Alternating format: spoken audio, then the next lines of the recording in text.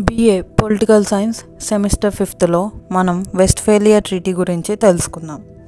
వెస్ట్ఫేలియా treaty అంటే treaty of వెస్ట్ఫేలియా అని కూడా అంటారు. ఇది యూరప్లో 30 years వార్కి ఎండింగ్ ఇచ్చిన ఒక ఇంపార్టెంట్ అగ్రిమెంట్. ఈ ట్రీటీ జర్మనీలో ఉన్న వెస్ట్ఫేలియా ప్లేస్లో సైన్ చేశారు.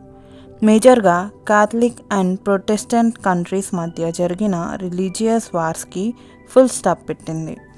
ఈ ట్రీటీ వల్ల కంట్రీస్కి ఇండిపెండెంట్గా తన రిలీజియన్ చూస్ చేసుకునే రైట్ దొరికింది.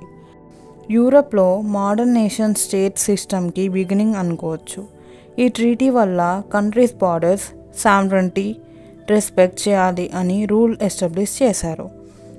సో దీన్ని మనం ఈజీగా అర్థం చేసుకోవాలంటే వెస్ట్ఫేలియన్ ట్రీటీ యూరప్లో రిలీజియస్ అండ్ పొలిటికల్ స్టెబిలిటీకి ఫౌండేషన్ పట్టింది అండ్ మన మోడర్న్ ఇంటర్నేషనల్ పాలిటిక్స్కి బేస్ అయింది.